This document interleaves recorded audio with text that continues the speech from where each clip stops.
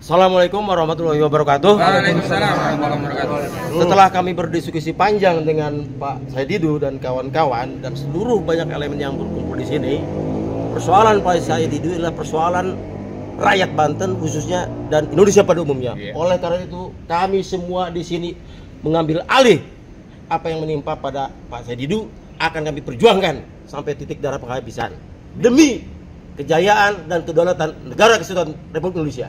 Kami dan kami juga memohon kepada Presiden Prabowo untuk berdiri bersama rakyat Indonesia, buktikan timbul tenggelam bersama rakyat. Hidup Indonesia! Hidup! Merdeka! Merdeka! Lawan oligarki! Takbir! Allahu Akbar!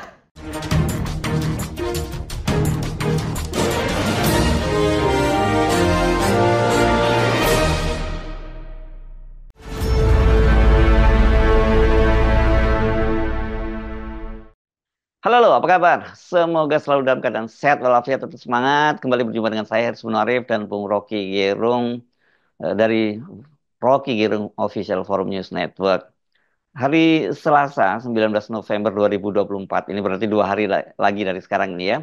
Manusia Merdeka Said Didu akan kembali menjalani pemeriksaan di Polres Tangerang karena aksinya melakukan perlawanan terhadap pembangunan Pantai Indah Kapuk II yang oleh Jokowi diberi status sebagai proyek strategis nasional. Anda betul pasti catat ini ya. Ini ada pengembang swasta oleh Jokowi diberi status proyek strategis nasional, ini pasti ada kong kali kong di belakangnya ini ya. Ini pemeriksaan kedua dan statusnya sudah ditingkatkan dari penyelidikan menjadi penyidikan. Artinya sudah ada yang ditetapkan jadi tersangka. Belum disebut nama Said Didu memang. Jelas ini kriminalisasi untuk membungkam Said Didu. Dan melihat perlakuan aparat itu, sejumlah tokoh ini tidak tinggal diam dan mendukung Said Didu. Ini kalau polisi ya tetap memaksakan Said Didu menjadi tersangka, apalagi sampai menahannya, ini yang saya khawatirkan dan saya harap tidak terjadi. Itu bisa terjadi konflik sosial ini. Ya, pada akhirnya kita mesti berbicara soal kelas, soal ketegangan kelas. Said Didu hanya mewakili satu faktor, yaitu sebagai pengingat suasana. Kenapa dia berdemonstrasi sendirian, tetapi dia justru mengingatkan akan kondisi laten dari pertentangan kelas dan sangat bisa merambat menjadi pertentangan etnis itu. Tentu ini soal yang terus-menerus menghantui kita. Dan kesepakatan kita adalah menjadikan negeri ini hak seluruh rakyat. Menjadikan sumber daya kita terbagi merata pada seluruh rakyat. Karena kita memilih negara yang sosialistis. Kita memilih negara yang menginginkan ada peradaban demokrasi yang dijaminkan pada hasil-hasil perjuangan historis kita. Jadi sangat bagus bila kita bikin semacam refleksi bahwa Presiden Prabowo harus segera membentuk semacam tim untuk mulai mendeteksi potensi ketegangan kelas, potensi perkelahian yang sifatnya rasialis, ethnicity, dan itu bukan ada di Pantai Indah Kapuk aja, tapi ada di banyak lokasi di mana rakyat merasa bahwa kemampuan dia bahkan untuk mengartikulasikan persoalan tidak diperoleh lagi. Dia mungkin bisa mengartikulasikan problemnya melalui para pengacara, tetapi itu memerlukan uang.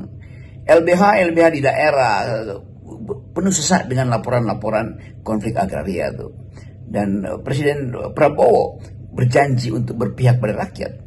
Ini bukan soal siapa yang hendak memenangkan sumber daya ekonomi, tetapi apakah negara mau turun segera mendeteksi ini sebagai potensi katastrofi secara sosial.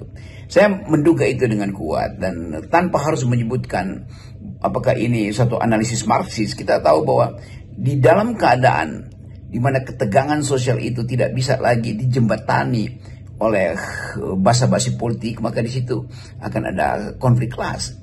Kita tidak perlu lagi menerangkan bahwa Indonesia sangat rawan dengan konflik kelas karena tanah itu adalah kapital.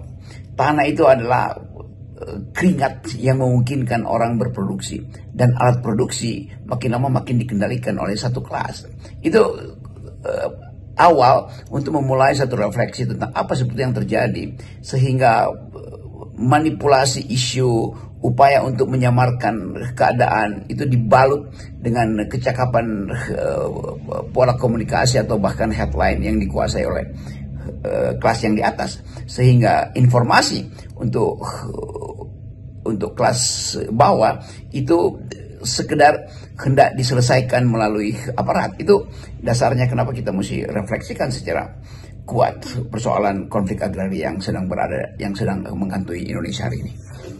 Iya, itu tadi Bung Rocky yang saya khawatirkan tuh, kasus Said Didu ini ya. Jika tidak ditangani secara bijak ya oleh pemerintah, ini pemerintahan Pak Prabowo dan juga oleh polisi yang menangani pengaduan terhadap Said Didu, ya ini bisa menimbulkan masalah serius. Apalagi sekarang ini kan situasi masyarakat sedang frustrasi menghadapi tekanan ekonomi. Kemudian Menteri Keuangan Sri Mulyani juga memastikan mulai awal tahun depan itu PPN akan naik jadi 12%. Dan artinya itu kan hidup makin berat. Beli barang-barang pasti akan naik karena tadi pajaknya juga naik. Kemudian pengusaha juga khawatir karena dengan begitu daya beli masyarakat yang rendah itu ya mereka nanti akan selektif untuk berbelanja. Itu artinya pertumbuhan ekonomi juga akan makin melambat. Frustrasi pasti akan meningkat. Karena soal ekonomi terutama, produksi tentu bisa dinaikkan untuk mengatasi kemacetan ekonomi, maka supply akan create its own demand. Kira-kira begitu prinsip ekonomi. Semakin disupply maka akan ada demand yang muncul. Iya, tetapi di dalam keadaan analisis sosiologis yang akan bertindak sebagai konsumen tidak mungkin lagi menyerap produksi itu, dibujuk dengan cara apapun, bahkan dikasih kredit, karena udah sampai pada tahap subsisten. Bahkan untuk menghasilkan harapan melalui produksi, para buruh itu seperti kehilangan kemampuan. Apalagi soal Omnibus Law kendati mungkin bisa diselesaikan secara hukum, tapi realitas disparitas ekonomi itu akan menimbulkan frustrasi sosial. Jadi kita mulai menduga bahwa Indonesia ada di dalam potensi ketegangan politik yang basisnya adalah ketegangan kelas. Dan itu yang sebetulnya akumulasi aja dari proses sebelumnya, zaman Pak Jokowi, di mana kemampuan masyarakat sipil itu dikendalikan dengan ancaman-ancaman undang-undang ITE, ancaman kriminalisasi. Sekarang ada problem bahwa ekonomi Indonesia sangat tergantung pada utang, dan utang itu artinya kehormatan diri bangsa ini mulai dipertanyakan oleh masyarakat sipil yang bahkan sebetulnya tidak perlu untuk mengkhawatirkan utang itu, karena mereka mungkin merasa bahwa kami tidak mungkin berproduksi, kami hanya konsumen yang tergantung pada produk yang disodorkan pada kami, dan tidak mungkin kami memproduksi sesuatu untuk membayar utang itu, maka kami pasrah. Tetapi istilah utang sendiri itu udah jadi semacam percakapan, bukan sekedar percakapan intelektual, percakapan sosial. Setiap kali orang gagal untuk mengevaluasi politik Indonesia, orang akan bilang bahwa kita sedang tenggelam di dalam belitan hutang. Tentu para ekonom bisa menerangkan bahwa rasio hutang terhadap kekayaan kita itu masih mampu kita bayar. Tapi secara psikologis orang melihat sehari-hari bahwa kegiatan ekonomi itu makin lama makin susah untuk dihidupkan kembali itu. Jadi kita mau ucapkan ini sebagai fakta sosial supaya kita paham bahwa ekonomi itu tidak sekedar diukur berdasarkan parameter-parameter formil, tapi juga ada kondisi-kondisi yang kita mulai baca di lapangan, yaitu tentang rasa sakit hati. Dan itu rasa sakit hati tidak diukurkan melalui statistik. Rasa sakit hati itu terlihat ketika harkat seseorang itu direndahkan oleh mereka yang lebih mampu mengucapkan kekuasaan, mereka yang lebih mampu untuk membuat janji-janji politik. Tetapi janji itu akhirnya tidak bisa dilihat sebagai hal yang dapat diakses oleh kelas yang sedang tertindas. Sekarang ini memang sedang berlangsung pilkada ya, kampanye-kampanye, bahkan Pak Jokowi ikut berkampanye di Jawa Tengah itu. Artinya biasanya kan kalau ada pilkada begini sementara itu terjadi perputaran ekonomi yang sangat tinggi, juga gelontoran duit ke masyarakat. Sementara bisa menunda ya persoalan-persoalan atau problem ekonomi itu. Tapi kalau kita lihat ini ada eskalasi kekerasan juga itu antar kelompok pendukung. Nah, malah kalau di Jawa Tengah itu mengerikan karena ada semacam adu domba itu antar aparat keamanan dengan TNI, karena kebetulan kandidatnya kan yang satu pensiunan TNI, yang satu pensiunan polisi. Ini bahaya, ini nggak boleh dibiarkan dan harus diwaspadai. Ini sangat mungkin ini nantinya karena faktor tekanan ekonomi pasca pilkada ya, setelah tidak ada gelontoran uang lagi dari para kandidat, bisa terjadi frustrasi sosial ini. Hiruk pikuk politik pilkada mungkin untuk sementara bisa mengendapkan potensi ketegangan kelas ini, tapi juga di dalam pengkondisian yang dihasilkan melalui pengendalian terhadap potensi sebetulnya potensi kekerasan di pilkada, makin lama makin tidak dapat dikendalikan. Kita lihat di beberapa daerah itu mulai ada kekerasan, dan kekerasan itu melibatkan bukan sekedar antar partai tapi antar masyarakat, bahkan antara vigilante itu. Dan itu artinya ada perbuatan sumber daya di masyarakat bawah. Tidak mungkin rakyat mau dihasut atau kelompok-kelompok kekerasan itu mau berkumpul untuk saling menghadang kalau bukan kalau bukan karena kepentingan uang. Dan itu terbaca di dalam banyak pola yang dilaporkan oleh media massa. Di hampir semua pilkada kekerasan itu mulai terjadi karena berebut sumber daya yang makin terbatas tuh. Dan ini juga yang satu saat dia akan bersinggungan dengan kesulitan ekonomi. Dan bila itu terjadi, singgungan antara pertandingan politik dan kesulitan ekonomi, kalau crossfire-nya terjadi, maka dia bisa berimplikasi jauh, itu bangkitnya sentimen-sentimen rasisme itu. Dan itu yang hendak kita hindarkan. Tetapi menghindari itu membutuhkan semacam panduan dari negara. Dan kesempatan-kesempatan di mana para pemimpin kita seharusnya tampil sebagai negarawan, itu tidak terjadi. Kebanyakan menteri justru masuk di dalam kalkulasi-kalkulasi pragmatis. Siapa yang akan menang, partai mana yang akan mampu untuk digandeng. Jadi kesempatan kita untuk menghidupkan harapan bahwa demokrasi bisa diasuh secara etis itu tidak berlangsung. Dan dalam keadaan tidak ada panduan etis, maka masing-masing bisa jadi serigala bagi warga negara yang lain. Homo homini lupus, kata Thomas Hobbes itu. Semua orang akan saling memangsa, dan peristiwa-peristiwa pertandingan politik pilkada makin lama makin mengarah ke frustrasi sosial yang semacam itu. Kasus Said Didu ini sangat menarik ini Bung Rocky, karena sebagai ini kan dia kelas menengah lah, bahkan kalau di dalam kalau di pemerintahan dia termasuk pernah berada di elit kekuasaan.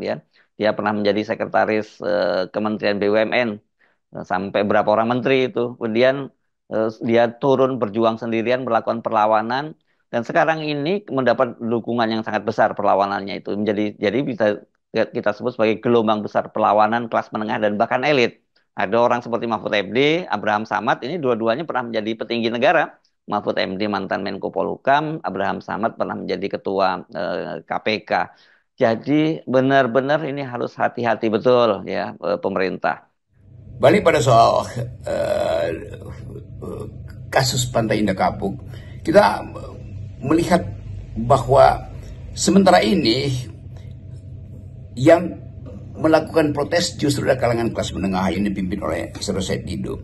Jadi sebetulnya kepentingan kelas menengah juga sudah terbaca, yaitu menginginkan adanya keterbukaan terhadap prosedur jual beli tanah. Itu hal yang justru harusnya kita mulai bicarakan, bahwa jalan keluarnya masih terletak pada negosiasi harga tanah itu di Pantai Indah Kapuk 2. Tetapi mulai terlihat bahwa justru karena yang bergerak adalah masyarakat sipil yang berstatus kelas menengah yang dipimpin oleh Pak Said Didu, maka alat-alat kekerasan mulai mencari-cari cara supaya suara kelas menengah ini dihentikan.